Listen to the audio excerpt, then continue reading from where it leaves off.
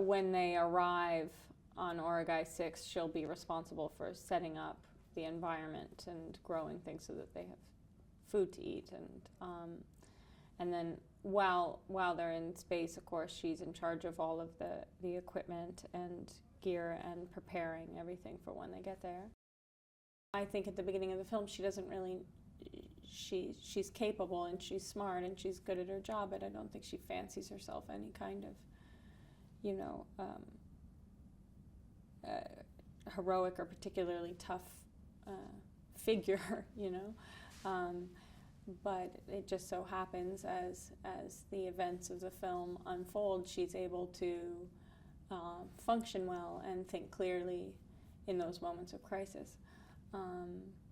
And I think that's much that was easier for me to relate to or understand than just this idea that she's just born cool and tough and ready for battle. You know, I don't know anybody like that.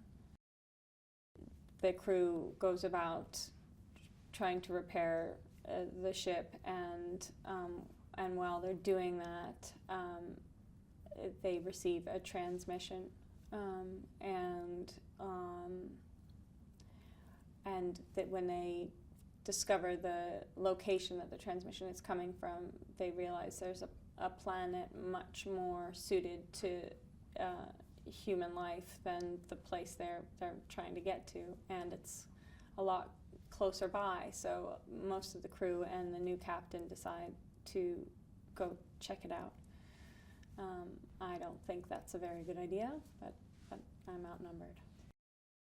As we're exploring the planet, people start to get sick, and then from that moment on, kind of the rest of the film just unfolds at a crazy clip, and there's no real time to process much of what's going on. Everybody is forced into action, and it's pretty scary.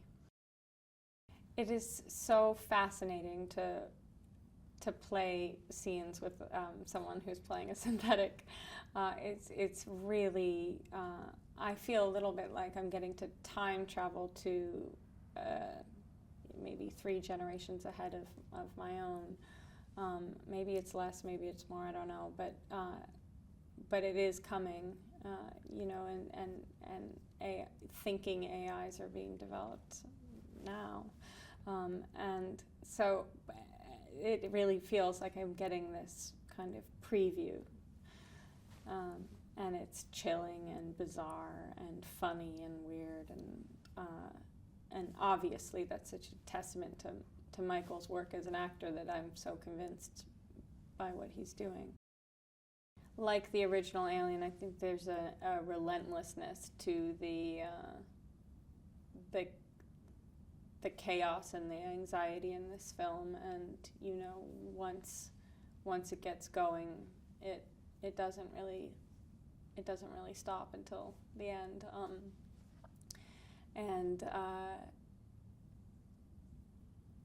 And there's, I think it's going to be, I think, you know, he wanted to make another scary picture, and he wanted it to be gory, and it is. So I think it's going to freak people out.